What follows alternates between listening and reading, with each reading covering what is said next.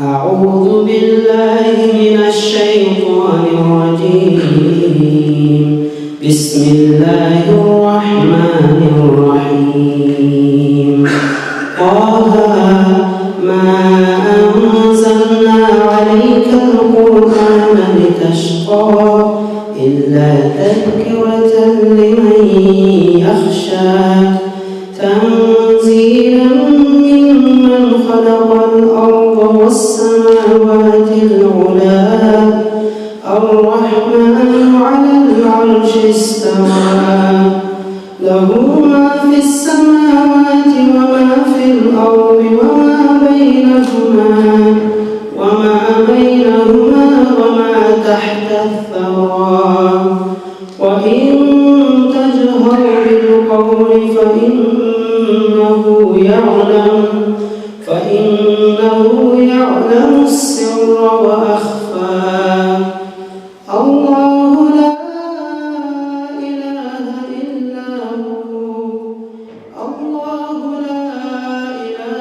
إلا هو له الأسماء الحسنى صدق الله العظيم بسم الله والصلاة والسلام على رسول الله أما بعد رب اشرح لي صدري ويسر لي أمري واحلل عقدة من لساني يفقهوا قولي. When we look around us, we see many different things that encourages us to reflect, ponder, and be inspired. We look around us and we see some of the most magnificent creation of Allah subhanahu wa ta'ala, which is amazing, wonderful. Even the pillars in this masjid, they remind us of trees. The windows that we see above us, the light pours in to this masjid. We see the sky, how Allah subhanahu wa ta'ala has raised the sky. وَإِلَى السَّمَاءِ كَيْفَ رُفِعَتْ. No cracks, no pillars. بِغَيْرِ عَمَدٍ تَرَوْنَهَا. We see the sun and the moon, how Allah subhanahu wa ta'ala has placed the sun and moon at our service. وَسَخَّرَ لَكُمُ اللَّيْلَ وَالنَّهَارَ. We see the stars, the beautiful stars, how they adorn and decorate, and how they decorate the night sky. إِنَّا زَيَّنَّا السَّمَاءَ الدُّنْيَا بِزِينَةٍ الْكَوَاكِبِ. We see the earth spread out for us, the mountains standing as beds. وَالْجِبَالَ أَوْتَادًا. We see the huge waves in the oceans and how magnificently Allah subhanahu wa ta'ala, He allows the ships and boats to sail. Yet, we sometimes forget to reflect over one thing. We sometimes forget to reflect over the fact that everything around us is a creation of Allah subhanahu wa ta'ala. But my dear brothers and sisters, a day is coming. A day is coming, and very soon everything around us will be destroyed. There will come a day when the earth will tremble, a terrible tremble. إِذَا رُجَّتِ الْأَرْضُ رَجًّا. The earth will quake violently. إِذَا زُلْزِلَتِ الْأَرْضُ زِلْزَالَهَا. The earth will be ripped into shreds. إِذَا دُكَّتِ الْأَرْضُ دَكًّا دَكًّا. The mountains will shatter. The mountains will shatter and crumble into pieces. وَبُسَّتِ الْجِبَالُ بَسًّا. The rocks of the mountain will turn into wool and toss into the air. وَتَكُونُ الْجِبَالُ كَالْعِهْنِ الْمَنْفُوشِ. The sky will tremble. The sky will tremble terribly and horribly. وَتَمُورُ السَّمَاءُ مَوْرًا. The sun will lose its light, and the light will fall. إِذَا الشَّمْسُ كُوِّرَتْ. The stars will come showering down on earth, causing a devastation and destruction on earth. وَإِذَا الْكَوَاكِبُ انْتَثَرَتْ. When the oceans will combine as one, the Pacific, the Atlantic, everything will combine, and there will only be one ocean. وَإِذَا الْبِحَارُ فُجِّرَتْ. And the sea will catch fire. The sea will catch fire. وَإِذَا الْبِحَارُ سُجِّرَتْ. Because towards the end of this world, Allah subhanahu wa ta'ala will destroy everything. Everything that He has created will be destroyed. And Angel Israfil will blow the trumpet, and all these things that I've just explained will take place. And then the angel of death will come to Allah, and Allah subhanahu wa ta'ala will order him, go and take the lives of the angels as well. An angel of death goes to Jibreel, angel of death goes to Israfil, angel of death goes to Mikael, angel of death goes to the 8 angels holding the throne of Allah, and one by one they collapse. They collapse dead. And all that remains is the angel of death and Allah. And Allah subhanahu wa ta'ala asks the angel of death, who is it that remains? And the angel of death replies, he says, you remain ever living, Al-Hayy, the being that never dies, Al-Qayyum, the maintainer of everything. Then Allah subhanahu wa ta'ala says, you are a creature of my creation. I created you as you see. So die. The angel of death, from the beginning when he was created till this moment, his job was to take the souls out of people's lives. And now he himself has been granted death. And Allah subhanahu wa ta'ala remains. There is nothing. Everyone and everything is now gone. And Allah subhanahu wa ta'ala, Al-Awwal, Al-Akhir, Al-Wahid, Al-Azim, Al-Baqi, Al-Qawi, the powerful, the eternal, the grand, the first, the last, remains. Kullu man alayha fan. Everything on this earth will be destroyed. Everything in the universe will be destroyed. وَيَبَقَى وَجْهُ رَبِّكَ ذُو الْجَلَالِ وَالْإِكْرَامِ.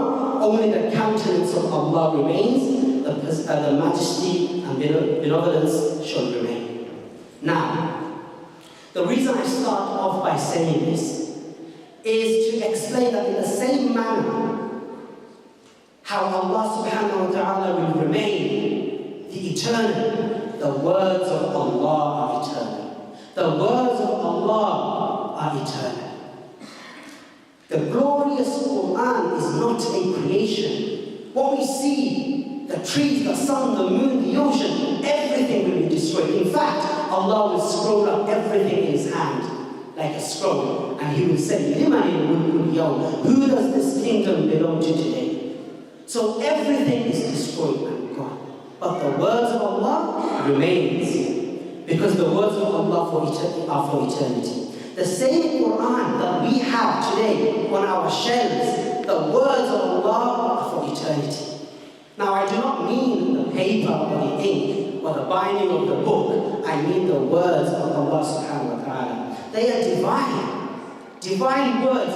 No one can come anywhere close, near to the magnificence of the words of Allah. Every word that we read will never ever end. And no one can ever match those words. Such miracle is this Qur'an that nothing can be compared to the Qur'an. Absolutely nothing. It is a book of guidance. Hudan lil-muttaqeen. Hudan lil-muttaqeen. That's one of the first few verses in the Qur'an. Now, 1400 years later, after the revelation of the Qur'an, we still have the Qur'an in our midst. And speakers will come after us and talk about how the Qur'an is a miracle. There will be talks about how the Qur'an has been preserved even till today. How the Qur'an also has so many prophecies that no one knew about.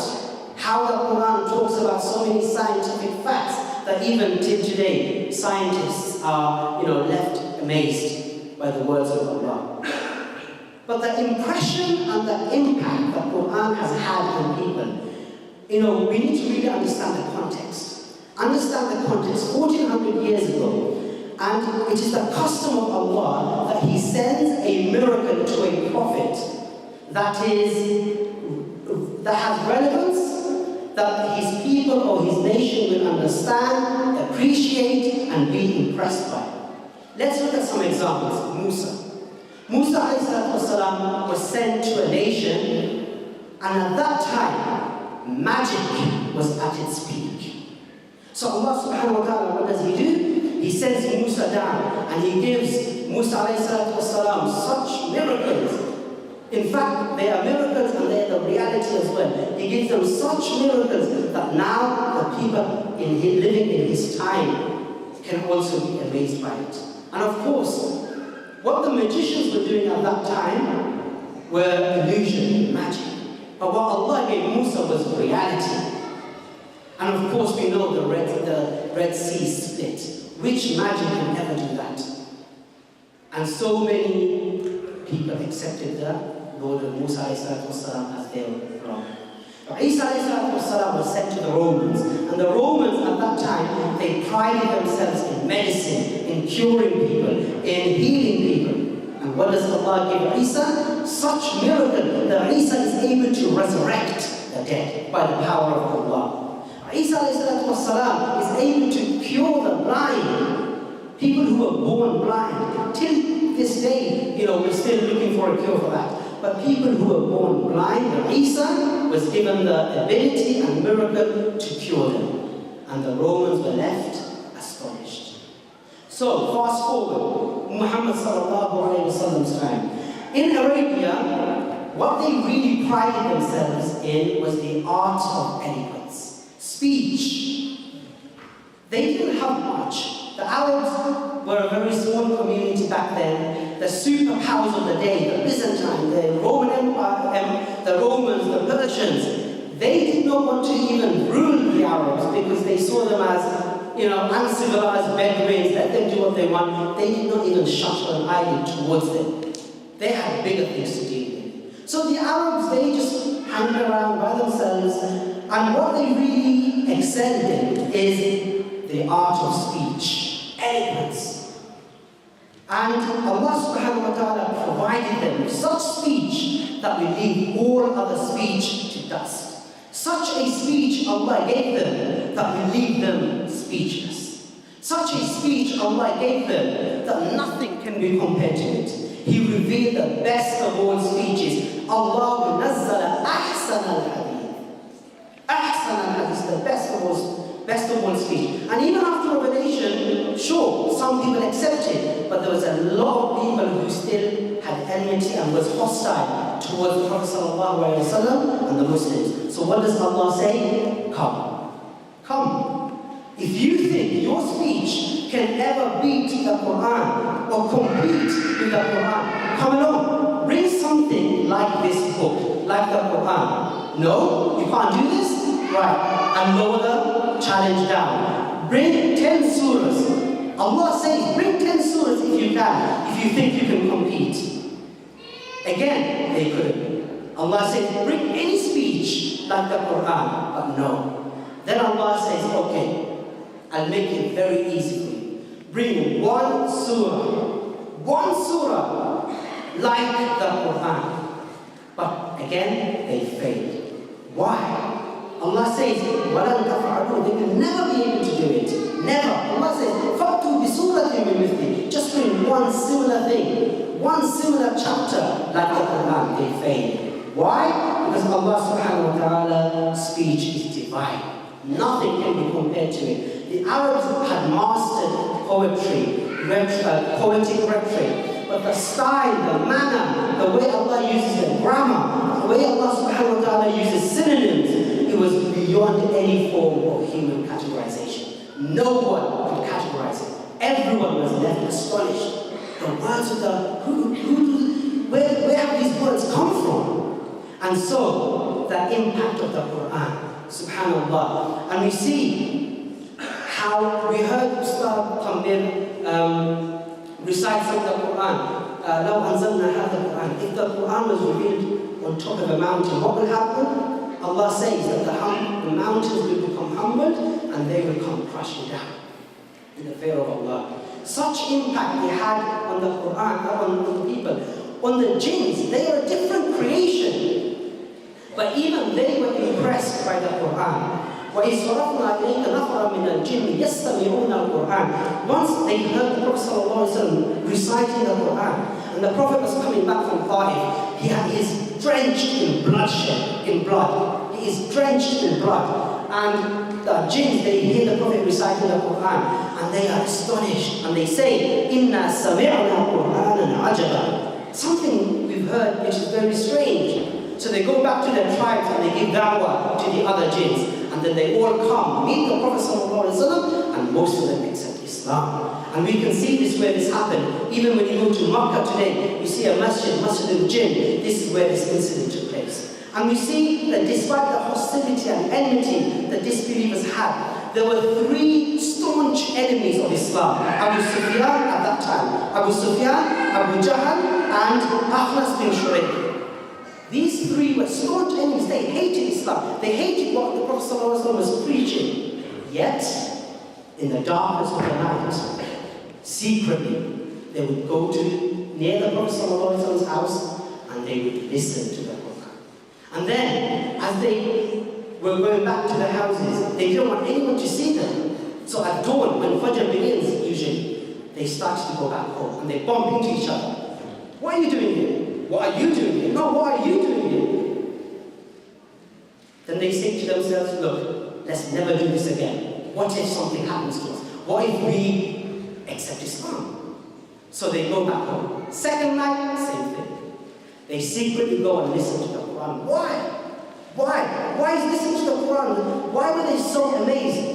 You and I know when we listen to Sudais, Shuraim, or Maya, or whoever your favorite reciter is, it brings this serenity in our hearts, calmness, peace. And we see so many YouTube videos now where there's non-Muslims who are listening to the Quran and we see it's like how they respond to the Quran. These videos are on YouTube. So the words of Allah has an impact on our hearts. So anyway, they go back and they promise. But guess what? After the third night, they say, look, let's promise now, let's not do this again. Otherwise, we'll have to answer to our people. We have another example of a man called Walid bin Mughira. Now, Walid bin Mughira at that time, as I said, the Arabs, they conquered the art of speech. Walid bin Mughira was basically like how we have football's Ronaldo and Messi. He was basically Shakespeare. He was Shakespeare at that time. And when he heard the Prophet ﷺ recite the Quran, he was astonished. And he was telling the people that, wow, these cannot be the words of a man. It can't be. And Abu Jahl, the Fir'aun of this ummah, he goes up to Walid bin Mughira. He said, shh, do not say that. If you say that these are not the words of a man, people might listen to you and they will get influenced. Just say he's a magician, or he's a liar, or he's some sort of poet, or he's been, there's black magic done on him. Say something similar to that. Then Walid bin Mughira said, okay, let me think about this. So he goes home. He goes home in his private quarter, in a room. No one else is with him. And he's thinking about, what am I going to tell my people? And Allah subhanahu wa ta'ala, subhanallah, He reveals 16 verses in the Quran about this moment. What Walid bin Mughira is going through in his room. Private room, no one else is there. And Allah says, إِنَّهُ فَقَّرَ وَقَدَّرَ. He's thinking and he's planning. فَقُتِلَ كَيْفَ قَدَّرَ. May he be destroyed. What on earth is he planning? ثُمَّ قُتِلَ كَيْفَ قَدَّرَ. May he be destroyed. What is he thinking? ثُمَّ نَظَرَ. He's thinking, what am I going to say to my people? ثُمَّ عَبَسَ وَبَصَرَ. He frowns and then he hastens. ثُمَّ أَدْبَرَ وَاسْتَكْبَرَ. He goes towards his, he turns his back and he becomes arrogant. فَقَالَ إِنْ هَذَا إِلَّا سِحْرٌ. He says that this is nothing but it's imitated magic. إِنْ هَذَا إِلَّا قَوْلُ الْبَشَرِ. This is not the words of a man. Sorry, this is nothing except the words of a man. So he came to the conclusion and he said that these are not the words of Allah or any God, it's the word of a man. And we all know the famous incident of Umar radiallahu ta'ala. He was about to go and kill the Prophet sallallahu alayhi wa sallam. And I recited a few verses in the beginning, Surah Taha. When he heard those words, he accepted Islam. When he heard and recited these words, he accepted Islam. He was about to kill the Prophet ﷺ. He changed direction and he accepted Islam because of the words of the Qur'an. And of course we know how the companions, how it impacts the companions. Allah says in the Qur'an, إِنَّمَا الْمُؤْمِنُونَ الَّذِينَ إِذَا ذُكِرَ اللَّهُ وَجِلَتْ قُلُوبُهُمْ وَإِذَا تُلِيَتْ عَلَيْهِمْ آيَاتُهُ زَادَتْهُمْ إِيمَانًا. The iman increases. The iman increases. Now, What is the impact that the Qur'an should have on us? This is the main point of the speech. How, when we feel like we are on top of the world, when everything is going great for us, we should be humbled by reciting such verses in the Qur'an, understanding such verses in the Qur'an that make us the servants of Allah. And when we are at the lowest of low, when we feel like the world is coming crushing down on us, open the Qur'an, you see verses of hope and mercy. And when you hear the words and recite the words of the greatness of Allah, that should inspire us. That should give us awe in our hearts. And it wasn't an overnight thing, it took time. And that's why there is a Makki and Madani surahs. In Makki surahs, Allah subhanahu wa ta'ala, these were the first few verses, first chapters of the Quran that was being revealed in Makkah, to inspire people towards Islam, to tell them about who Allah is. Imagine Allah told them in the beginning, you have to pray 5 times a day, you have to keep fasting Ramadan, you have to do this, you have to do that, do's, don'ts. Do you think anyone would have come close to Islam? This is the wisdom of Allah. Only when Islam was established, firm, strong, they had a lot of Muslims, they were firm on their faith, only then Allah started to reveal laws, inheritance laws, and what to do and how to do this, how to do that. So the reality is that every single one of us, we are headed towards the same direction, same destination, but our path is different. My obstacles, my challenges will be different to your obstacles and challenges. If we see a brother who is trying to practice, he's trying to grow a beard and come to the mosque, or a sister who is trying to practice, maybe wearing the hijab, what happens? People perhaps try to mock them. Why are you trying to be good now? All these years you've been bad. And we put them down on the floor. We lower their status. This is arrogance. This is the sin that Iblis committed. We are not all on the same wavelength. Everyone has a different journey. The destination is the same, but we are all trying to be good Muslims. We're all trying to get a change in our lives. And it's a sad reflection of this ummah. I witnessed a man who came to a masjid once and he bought a dog. Maybe he was a new Muslim. So he brought his dog along, tied it on the fence, and he went inside the masjid. As soon as he got in the masjid, subhanAllah, the brothers there were shouting at him, "How dare you bring a dog to the masjid?" That man, I've never seen him in the masjid again. So we have to understand that everyone has weaknesses. We are all striving. We all want to make a change, and Ramadan is the best. Ramadan is the best time to change. Make Qur'an your focus. Even just this morning, one of my students were telling me that his friends, teenage friends, the things that they are saying, they're saying, we feel bad to go to the mosque because people will judge us. They know we've done this and this and this. And if I go, people might judge us and say, what are you doing here? You've done this crime or this sin. If we make people like this, then we are at fault. We are at fault.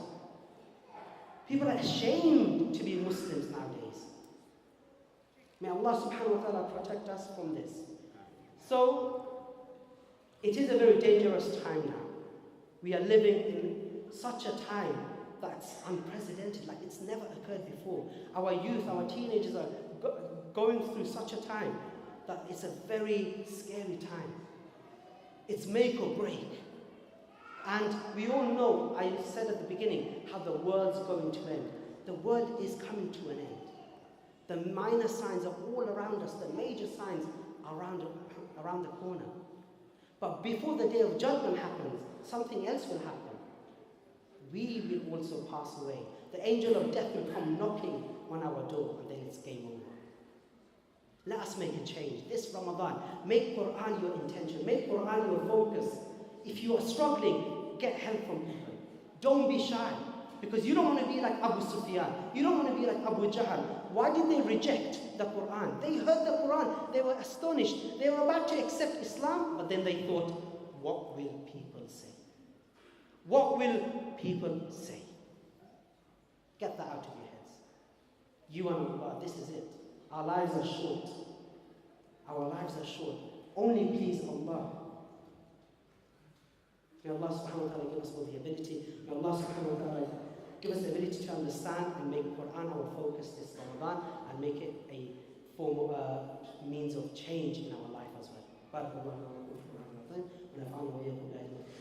We have another example of a man called Walid bin Mughira. Now, Walid bin Mughira at that time, as I said,